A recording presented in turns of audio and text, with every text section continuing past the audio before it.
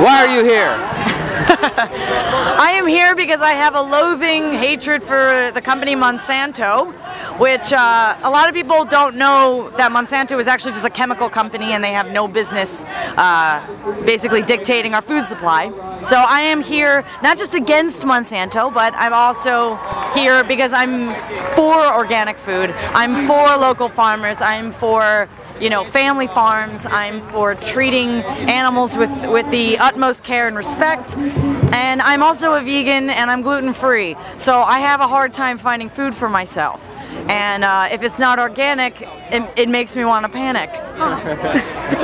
I'm out here to show my support and to maybe educate people on information that they might have not known about Monsanto, like how it was responsible for DDT, aspartame, Agent Orange, and other chemicals other than GMOs. I'm out here because I've actually been working on the issue of genetically engineered foods for 25 years at the state, national, and I've done a lot of international work. So I was asked to come down here and speak. I'm here because I'm concerned about the future of our planet.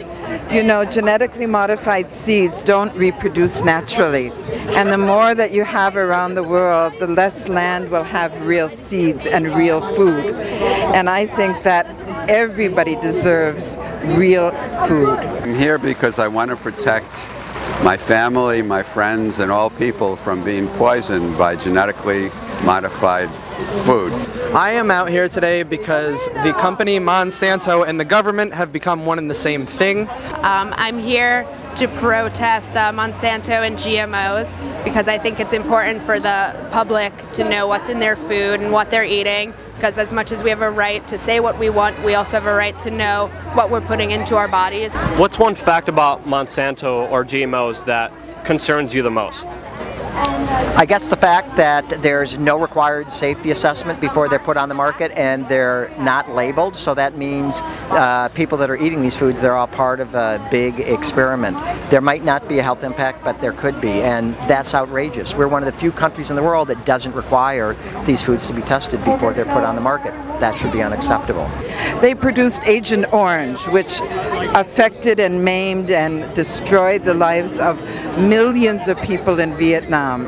And we've had enough. They don't have to destroy our lives with their food. Monsanto has been pushing for their GMO products on countries that don't want to use them, that have actually harmed places like Mexico, where their corn is genetically modified, their wild corn that's growing everywhere and harming people and the environment, and bees are dying, and Monsanto is responsible for all of that. Well, Monsanto's monoculture agriculture is basically bad for the environment. The Roundup contains extremely high potent herbicide that's also bad for the environment. So, and it's getting washed up into oceans and our rivers, and that's why Monsanto's evil. They spend over $8 million a year hiding their labeling on GMOs. They're responsible for 90% of the GMOs around the world, and they're banned in 30 countries and forced to label their products in 60 other countries. I guess one fact about Monsanto that really blows me away is how they're able to sue small farms that somehow, get their GMOs in their product, and now these small farmers are going out of business just because they have, Monsanto has this patent on a GMO that you have a truck of corn blowing down a highway and somehow it gets in, Joe Schmo's farm, and now they're out of business and you're forced to eat a GMO product, and there's nothing we can do about it. The fact that they have their old lobbyists working for the FDA is terrifying. People that either work for Monsanto go to work for the federal government, or they currently work for both, or they are just sitting on the board of directors.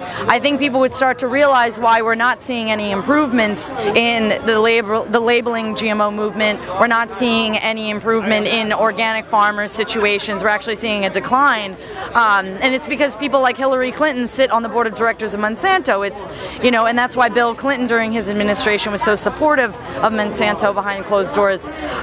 So there is that revolving door, and that dictates the legislation. That dictates, you know, how big the monoculture industry gets. And, you know, so we go through the process of, oh, you want things to change, you have to vote against it. You have to vote for legislation that promotes or protects organic farmers and food.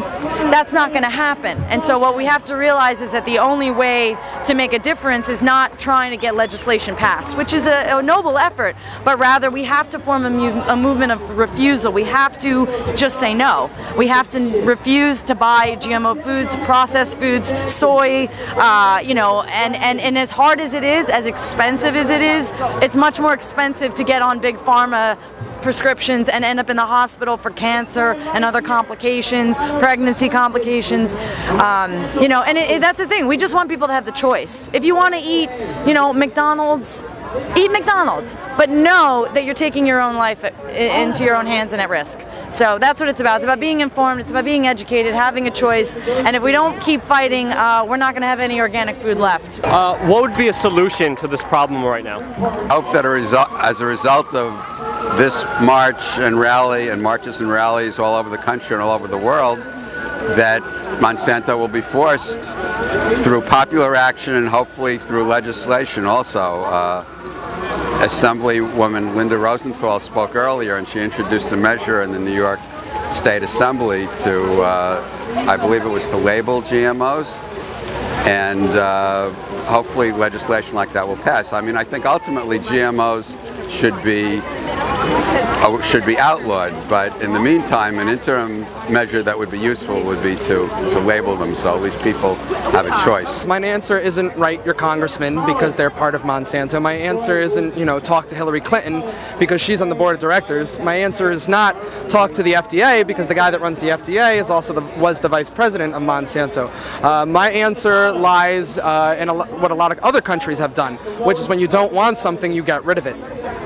Countries like Peru, other places in South America, countries like France, they didn't want GMOs, so they didn't write their congressman. They ripped things out of the ground, they burned seeds, they literally regulated themselves. And America's not far enough along for that, and I completely understand that.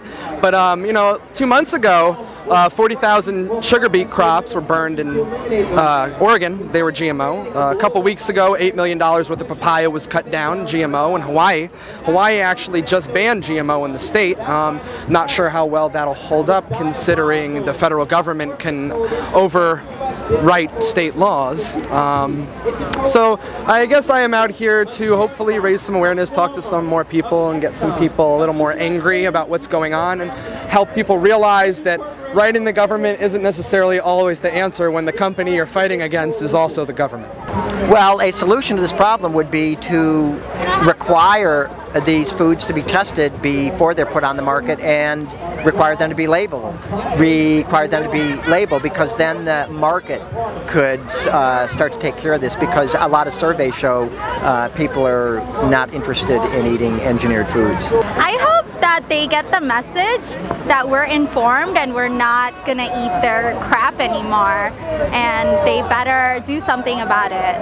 I want GMOs to be labeled. I'm not saying it needs to be completely removed from our food systems. We still have trans fats, but we need to know what we're eating. I hope that people are more aware of the harmful effects of GMOs, and they understand that the chemicals that we ingest aren't good for us or the environment, and we stop doing that. I hope labeling changes, because once something goes on a label, you kind of are forced to ask question, like just like high fructose corn syrup, like what is that? Now you're able to look it up, but most people don't even know that your food is GMO, and so no one's going to question it. What I hope changes is that enough people either start feeling the effects of GMOs and decide to change their lives while they still can. I mean, to me, it's like people waking up to the reality of cigarettes and how deadly they are.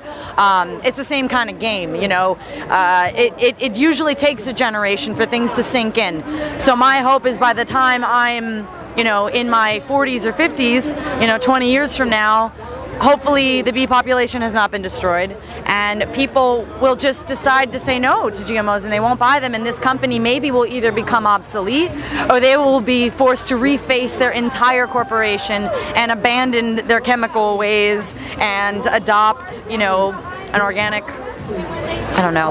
food industry. But again, I think that's a bunch of pipe dreams. So I think the short-term, most practical notion is simply us getting it labeled so people know right now, and we can continue that dialogue, and we can try to get people to just choose organic. So that's my hope. Fuck Monsanto!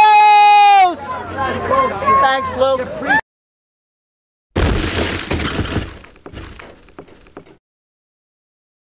I'm out here today because I am just so fed up with the hypocrisy coming out of our own government. You know, it's like, where do you even begin to peel off the layers of hypocrisy here? The first thing... Like many Americans, I'm really concerned with the destruction of our privacy rights and our liberties, and you know, we want to be safe, okay, but I think Benjamin Franklin was right. It's the